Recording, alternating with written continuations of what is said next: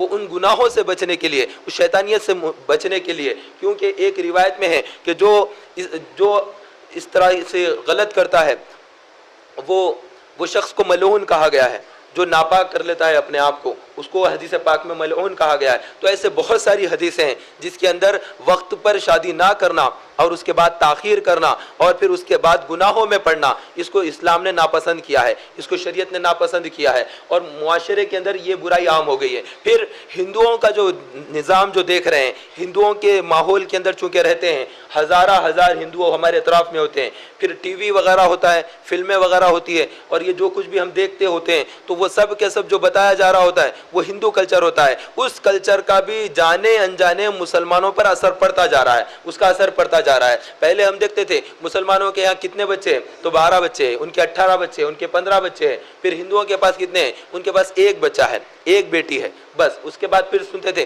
2 بیٹے ہیں یا 2 بیٹی ہے، یا ایک بیٹا ایک بیٹی ہے، یعنی وہاں پر 2 کا رہتا تھا ایوریج ہندوؤں کے پاس۔ اور پھر وہ کسی کو بتا دیتے ہیں، ٹی وی کے اوپر ایک ایڈ آ جاتا ہے اور وہ آ کر وہ کہتے ہیں تو مذاق میں ہنسی میں اس طرح کی کوئی بات کرتے ہیں کہ 2 ہی بچے ہونا چاہیے، زیادہ بچے نہیں ہونا چاہیے، اتنے سال کا بیچ میں گیپ ہونا چاہیے تاکہ اچھی طریقے سے پرورش ہو۔ یہ دراصل ملک کے اندر آبادی زیادہ نہ بڑھے، جو ملک کے جو وسائل ہے زمینی وسائل ہے، پانی ایک ہوتا ہے، زمین کی چیزیں ہوتی ہے، سڑکیں ہوتی ہے، مکان ہوتے ہیں، یہ تمام چیزیں ہوتی ہے، معدنیات ہوتے ہیں، ان تمام چیزوں کو سب کو پرووائڈ کرنے کے لیے حکومت ناکام اگر ہوتی ہے تو وہ ایک راستہ یہ نکالنا چاہتے ہیں کہ بچے کم لوگ جنے، بچے پیدا کم ہو۔ تو اس کا ہندوؤں نے تو اس کو قبول کر لیا، لیکن اب ہو یہ رہا ہے کہ اللہ نے جو منع کیا تھا، مسلمان ایک تو شادی میں تاخیر کر لیا، عمر کتنی ہو گئی شادی کے وقت؟ 35 سال تک چلے گئی، 30 سال تک چلے گئی ہے۔ کوئی جلدی کرنا چاہ رہا ہے تو بھی کیا عمر ہے؟ 25 سال سے کراس ہو گئی ہے، 28 ہو گئی ہے۔ وقت جاتا رہا، شادی میں تاخیر ہوتی رہی،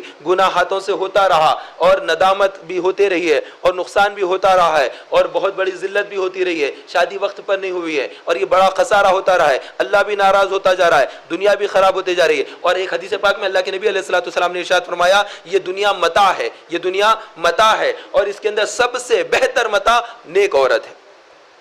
اور ایک جگہ ارشاد فرمایا، یہ دنیا کے اندر تمہارے لیے سب سے بہتر چیز تقوی ہے، اس کے بعد پارسا عورت ہے۔ اور ارشاد فرمایا 3 چیزوں میں نحوست ہے 3 چیزوں میں نحوست ہے اور 3 چیزوں میں برکت ہے۔ ارشاد فرمایا نحوست 3 چیزوں میں ہے، ایک یہ کہ مکان اس کے اندر نحوست ہے، سواری اس کے اندر نحوست ہے، بیوی اس کے اندر نحوست ہے۔ پھر فرمایا جو مکان جس کے اندر صحن نہ ہو، وہ مکان جس کے اندر اذان کی آواز نہیں آتی ہے، وہ مکان کے اندر نحوست ہے کہ اذان کی آواز تک اس گھر میں نہیں آتی۔ وہ سواری جو بدک جاتی ہو، جیسے گھوڑے ہیں، اونٹ ہیں، وہ بدک جاتے ہیں، آدمی کو اچھال دیتے ہیں۔ اب اس دور کے حساب سے دیکھیں گے تو موٹر سائیکلیں ہوتی ہے، کار ہوتی ہے یا موٹر سائیکل ہوتی ہے، یہ جو بالکل خراب حالت میں ہو جاتے ہیں، آدمی کی سواری صحیح نہیں ہے، تو سواری فرمایا سواری صحیح نہیں ہے تو اس کے اندر بھی نحوست ہے، منحوس ہوتی ہے وہ سواری، جس کے اندر سوار کو پریشانی اٹھانا پڑتا ہے، تو وہ چیز میں ایک نحوست ہے۔ اور تیسری چیز عورت جو بد اخلاق ہو، جو شوہر کے ساتھ جھگڑا کرتی ہو، اس کے اندر نحوست ہے۔ جب شوہر کچھ کام وغیرہ کر کے محنت مشقت کے ساتھ گھر میں واپس آیا، آنے کے ساتھ ہی اس نے کچھ الزام لگا دیا، کچھ ٹیڑھی بات کر دی، کچھ نہ کچھ عجب بات کر دی، اس کے بعد پھر گھر کے اندر اس کا ماحول خراب کر دیا، تو وہ عورت منحوس ہے، نحوست ہے اس کے اندر۔ اور 3 چیزوں کے اندر جس کے اندر برکت ہے وہ یہ کہ ایسا مکان جو کشادہ ہو اور جس کے اندر اذان کی آواز آتی ہو، اس کے اندر برکت ہے۔ ایسی سواری جو بدکتی نہیں ہے، ایسی گاڑی، ایسی سواری جو بیٹھنے والے کو تکلیف نہیں پہنچاتی، اپنی منزل تک بآسانی پہنچا دیتی ہے، اس کے اندر برکت ہے۔ اور فرمایا جو عورت اپنے شوہر کا خیال رکھتی ہے اور شوہر کے غائبانے میں اس کے بستر کا خیال رکھتی ہے، یعنی غلط کام نہیں کرتی، اس عورت کے اندر برکت ہے۔ تو اللہ کے حبیب صلی اللہ علیہ وسلم نے وقت پر نکاح کرنے اور کیسی عورت سے نکاح کرنا ہے اور کیسی عورت سے نکاح نہیں کرنا ہے، یہ تمام چیزیں واضح طور پر بیان فرمائی۔ اسلام نے کسی موضوع کو، کسی چیپٹر کو ادھورا چھوڑا ہی نہیں ہے، ہر بات کو بالکل واضح طور پر بتایا ہے، کلیئر طور پر بتا دیا ہے کہ کوئی نوجوان گمراہ نہ ہو جائے، اس کو یہ نہ سمجھ آئے کہ کس وجہ سے میں بھٹک گیا، کس جگہ پر میں نے ٹھوکر کھائی۔ ٹھوکر کھانے سے پہلے اللہ کے نبی نے نشاندہی فرمائی کہ تو یہاں ٹھوکر کھا سکتا ہے، تو یہاں پر تباہ ہو سکتا ہے، تو یہاں پر ہلاک ہو سکتا ہے، ان چیزوں سے اپنے آپ کو بچا، ان جگہوں سے اپنے آپ کو بچا، یہاں پر بتا دیا گیا ہے۔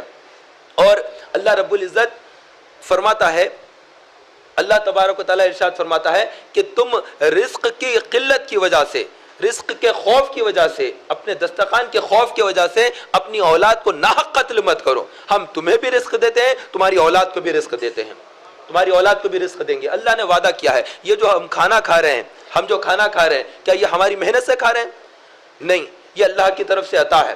اور اگر اللہ نہ چاہے تو نہ دے، اور اگر ہم جہاں پر ہوں گے ہمارا رزق پہنچ جاتا ہے.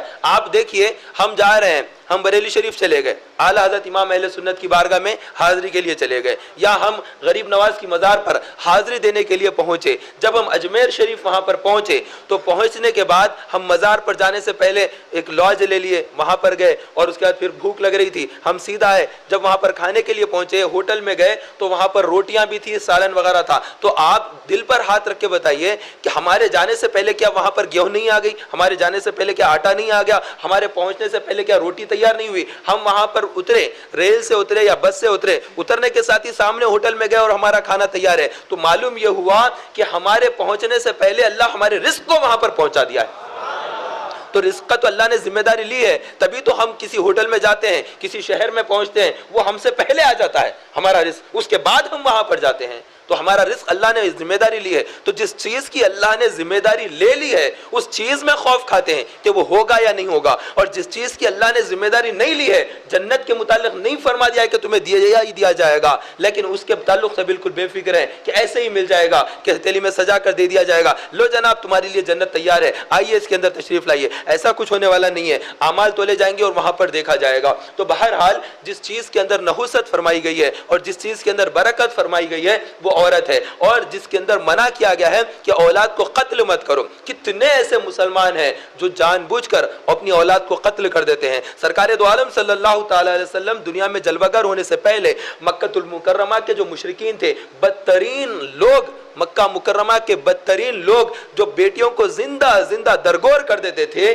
بچوں کو رکھ لیتے تھے، بیٹیوں کو قتل کر دیتے تھے، انہیں کھودتا تھا، باپ خود قبر کھودتا تھا، زندہ بچی کو ڈالتا تھا، وہ چیختی تھی، آواز نکلتی تھی، یہ ویسے ہی اس کے اوپر سے مٹی ڈال دیتا تھا. میں نے ویسا قبرستان میں نے دیکھا ہے مکہ مکرمہ میں. میں نے باب الفلاح کے باہر نکلنے کے بعد تھوڑی دور پر ایک برج ہے، اس کے پاس میں نے وہ بہت بڑا قبرستان دیکھا. بڑا غم ہوا دیکھنے کے بعد، بہت دکھ ہوا دیکھنے کے بعد کہ کیسے اتنا ویران قبرستان. وہ کھلی میدان ہے، وہ بالکل میدان ہے. ابھی انہوں نے اس کو دائرہ بنا کر رکھ دیا ہے، یادگار کے طور پر وہ قائم ہے. لیکن کتنا غم ہوتا ہے وہ دیکھنے کے بعد کہ کتنی لڑکیاں زندہ زندہ یہاں پر دفن کر دی گئی. کیسے ظالم تھے وہ لوگ جنہوں نے قتل کر دیا، کتنے گناہگار تھے. اور اللہ رب العزت قرآن میں فرماتا ہے ہم ان بچیوں کو اٹھائیں گے اور ان سے پوچھیں گے کس گناہ کے سبب تمہیں قتل کیا گیا. اللہ پوچھے گا ان سے کہ کس سبب سے تمہیں قتل کیا گیا، اور پھر وہ بتائیں گے اپنے باپ باپ کو کہ ان کی وجہ سے ہمیں قتل کیا گیا، انہوں نے ہمیں قتل کیا ہے. تو ان کو جواب دینا پڑے گا کہ کس لیے انہوں نے قتل کیا تھا، ناحق کیوں خون بہایا تھا. پھر آج کیا وہ گناہ نہیں ہو رہا جو مکے کے مشرکین کرتے تھے، وہ بدترین لوگ جو کام کیا کرتے تھے؟ کیا امت مصطفیٰ وہ گناہ نہیں کر رہی ہے؟ کوئی ایسا اکھاڑا نہیں بنایا گیا ہے، کوئی ایسا زمین کا دائرہ نہیں بنایا گیا ہے کہ جہاں پر زندہ کھود کر دفن کرتے ہیں، بلکہ ماں کی کوکھ کے اندر دفن کر دیتے ہیں. اس کو جنم لینے سے پہلے ہی باپ مار دینا چاہتا ہے، ماں مار دینا چاہتی ہو. تم اس لیے ڈرتے ہو کہ وہ تمہارے دسترخوان پر بیٹھے گا. اس بچے کو اس لیے قتل کرتے ہو کہ وہ تمہارے ساتھ کھانا کھائے گا، تمہارے دسترخوان کو وسعت دینا پڑے گا، تمہیں کھانا کھلانا پڑے گا. اس لیے تم اس کو قتل کر رہے ہو کہ تمہیں اس کے لیے کپڑا لانا پڑے گا، اس کو دودھ کا انتظام کرنا پڑے گا، تمہیں مال خرچ کرنا پڑے گا. تم کیا دوسروں کو کھلاؤ گے؟ تم اپنی اولاد کو قتل کر دیتے ہو. اگر کھلانا پڑتا ہو تو تم کیا کرو گے؟ اور اللہ رب العزت فرما رہا ہے کہ ہم تمہیں رزق دیتے ہیں، تمہاری اولاد کو بھی رزق دیں گے، تم ناحق ان کو قتل مت کرو. اور اللہ کے نبی علیہ الصلوۃ والسلام نے ارشاد فرمایا تم اپنے دسترخوان کو وسعت دو، دسترخوان کے خوف سے تم اپنی اولاد کو قتل مت کرو. لیکن آج ہندوؤں کا طریقہ، کافروں کا طریقہ، ذلیل ان لوگوں کا طریقہ، ٹی وی کے ذریعے نہ جانے کون کون سے ذریعے سے کہ ہمارے 2 ہی بچے ہونا چاہیے، ہم 2 ہمارے 2. تو انہوں نے کہا کہ نہیں، ہم 2 ہمارا 1. نہیں، یہ باتیں اس طرح کی جو انہوں نے بتا دی ہے، جو کافروں نے جو نعرہ دے دیا ہے، مسلمانوں نے اس کو اختیار کر لیا. جو قرآن نے حکم دیا ہے، جو اللہ کے رسول نے جو حکم دیا ہے، تم جس کا کلمہ پڑھتے ہو اس کلمے کو پڑھنے والے کی بات کا تم نے انکار کر دیا. تم اس کو یہ سمجھتے ہو کہ اللہ وعدہ کرتا ہے اور دیتا نہیں ہے. معاذ اللہ، رسول اعلان فرماتے ہیں، وعدہ کرتے ہیں، لیکن ملے گا نہیں. کیا ہمارا ایمان اتنا کمزور ہو گیا ہے، ہمارا ایمان اتنا پھیکا پڑ گیا ہے، اتنا قوی نہ رہا کہ ہم اللہ اور اس کے رسول کی بات پر یقین کریں اور ہم اس کا عزیز کو مان لیں دل سے کہ اللہ دیتا ہے تو ضرور دے گا، لیکن ہمارا ایمان بڑا کمزور ہو گیا ہے. قتل کرتے ہیں مسلمان اپنے بچوں کا، اور پھر کہتے ہیں کہ 2 بچے ہیں ہمارے، ایک ہی بچہ ہے، تو وہ کسی کو تو ہوتا ہی ایسا ہے کہ اولاد نہیں ہوتی ہے، صرف 1 یا 2 بچے ہوتے ہیں۔ بعض اس لیے نہیں کرتے ہیں کہ عورت چاہتی ہے کہ نہیں اور بچے ہوں گے تو میری صحت گر جائے گی، اور یہ شوہر جو ہوتا ہے اس کے آگے گھٹنے ٹیکا ہوا ہوتا ہے، وہ جو بولتی ہے بالکل سر ہلائے گا، یہ بالکل گنگت کا بیل بنا رہے گا اس کے سامنے کہ وہ جو بولے گی بالکل مان لیا، نہ اس کو قرآن کا احکام سمجھ میں آتے ہیں نہ حدیث کی بات سمجھ میں آتی ہے، وہ اپنی چلاتی ہے، یہ اس کے آگے جھک جاتا ہے۔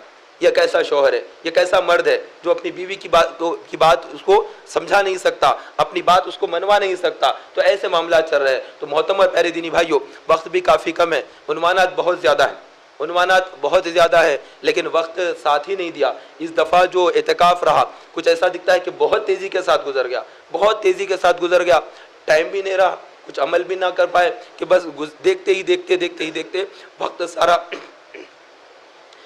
وقت سارا کا سارا چلا گیا ہے۔ بالکل اب شاید کل سحرن بج جائیں گے، بالکل اعتکاف ختم ہو جائے گا اور دن ہی نہیں رہے۔ آج جمعرات ہے، کل جمعے کا آخری دن اگر 29واں ہوا تو کل الوداع ہو جائے گا، اور بڑے ہی غم اور بڑے افسوس کے ساتھ رمضان کو ودا کرنے کا ٹائم آ رہا ہے، کیونکہ جو سوچے تھے کہ یہ کریں گے، رمضان آئے گا تو اتنی نمازیں پڑھ لیں گے، تو اتنا قرآن پڑھ لیں گے، اتنے درود پڑھ لیں گے، تو توبہ کر لیں گے، یہ کر لیں گے، جو 11 مہینے سے جو ہم نے منصوبے بنائے تھے وہ بس وقت آیا اور ایک تیزی کے ساتھ دیکھتے ہی یہ اللہ کا مہمان ہم سے رخصت ہو رہا ہے۔ یہ مغفرت کروانے والا مہینہ، یہ اللہ کا بہت ہی برگزیدہ مہینہ ہم سے جدا ہو رہا ہے۔ کیا ہم نے پایا، کیا کھویا، یہ تو بس قیامت کے دن ہی معلوم ہوگا، جب یہ نامہ اعمال دیے جائیں گے تو کیا ہم کو ملا ہے اس کے اندر۔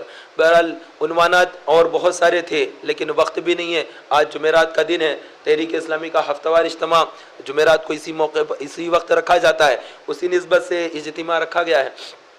اس میں ذکر اور دعا کا بھی سلسلہ ہوتا ہے، اور تحریک اسلامی کا ہفتہ وار اجتماع ہر جمعرات سنی مرکز مسجد گلبانو نامپلی میں رات 9 بجے سے 11 بجے تک منعقد ہوتا ہے۔ آپ خود بھی تشریف لائیے اور اپنے دیگر بھائیوں تک بھی یہ پیغام پہنچائیے، انہیں بھی لے کر آئیے۔ ماہ رمضان جدا ہو رہا ہے، اب یہ نہیں کہ رمضان جانے کے بعد ہم چلے جائیں اور پھر جانے کے بعد بس پھر گناہوں کا سلسلہ شروع ہو گیا۔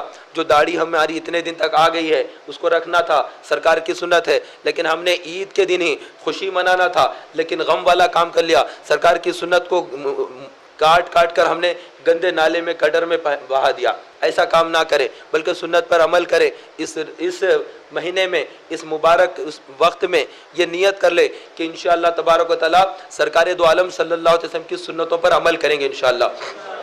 اور جو نکاح کو اللہ کے نبی علیہ السلام نے ارشاد فرمایا، جو استطاعت رکھتا ہے اور اس کے باوجود نکاح نہ کرے، میری سنت پر عمل نہ کرے، وہ ہم میں سے نہیں ہے، وہ ہم میں سے نہیں ہے۔ جو نکاح کی استطاعت رکھتا ہے، بس لوگوں کو سمجھ میں ہی نہیں آتا ہے کتنی ان کی عمر ہو گئی ہے، وہ یہی سمجھتے ہیں کہ ابھی میں بچہ ہوں، بس وقت گزرتے رہتا ہے۔ تو اس طرح سے وقت کو ضائع نہ کریں بلکہ وقت پر نکاح کریں، اور بچوں کو ناحق قتل بھی نہ کیا جائے، اور بچوں کو زیادہ سے زیادہ مسلمانوں کی آبادی ہو، مسلمانوں کی آبادی بہت زیادہ ہونا چاہیے، اس کو روک دینا اور یہ سمجھنا کہ یہ جو ہے اس سے بچوں کی پرورش اچھی ہو جائے گی، دو ہوں گے، ایک ہوگا تو پرورش اچھی ہوگی، یہ جہالت والی بات ہے۔ ایسا کچھ نہیں ہے، بہت زیادہ جو بچے بھی ہوتے ہیں تو اللہ رب العزت سب کو رزق دیتا ہے، جس کو جتنا قسمت میں لکھا ہے سب کو اللہ تعالیٰ عطا کرنے والا ہے۔ نہ ہمارے پاس اتنی طاقت ہے کہ ہم کھلاتے ہیں، نہ کسی اور کی طاقت ہوتی ہے کہ وہ کھلاتا ہے۔ دینے والی ذات اللہ کی ہے، وہی دیتا ہے، جس کو جہاں پر ہے وہاں تک پہنچا دیتا ہے، رزق کا رزق جہاں لکھا ہے۔ ایک مچھلی، ایک واقعہ ہے، بڑا طول پکڑ جائے گا، بہرحال اللہ رب العزت نے اس کو بھی کھلایا، اور اتنا لقمہ کھاتی تھی وہ جتنے انسان اور جانور جتنا کھاتے ہیں، ایسا جو ایک ٹائم میں جتنا کھاتے ہیں، ایسے 3 لقمے ایک ہی وقت میں ایک مچھلی کھا لیتی ہے، ایک مچھلی کھا لیتی ہے۔ اور حضرت سلیمان علیہ السلام اللہ کی بارگاہ میں عرض کرتے ہیں کہ میں پوروں کو کھانا، ایک طرف میری طرف سے دسترخوان ہوگا، تو فرمایا کہ ٹھیک ہے تمہاری طرف سے کرو دسترخوان۔ انہوں نے پورا پکوان کیا، مچھلی نے کہا کہ مجھے بھوک لگ رہی ہے، مجھے پہلے کھانا دے دیا جائے، تو انہوں نے کہا کہ تھوڑا ٹھہر جا، لوگ پہلے کھا لیں گے۔ نہیں، مجھے دیر ہو گئی ہے، میرا رب تو مجھے ہمیشہ وقت پر کھلایا، ایک دن تم کھلانے کی بات کرتے ہو اور مجھے اتنی تاخیر کرتے ہو۔ تو کہا کہ ٹھیک ہے تو کھا لے، تو جتنا پکوان تھا سب لا کر رکھا گیا، وہ آئی اور ایک ہی لقمہ بنائی اور کہا کہ اور چاہیے، کہا کہ پورا ختم ہو گیا، کہا کہ ایسے تمہارا اور میرا رب مجھے ایسے 3 لقمے روزانہ کھلاتا ہے۔ وہ سارے کے سارے لوگ پریشان کہ کھانے کا کیا ہوگا، تو کھانا کون کھلاتا ہے؟ کھانا اللہ تعالیٰ کھلاتا ہے، کسی کی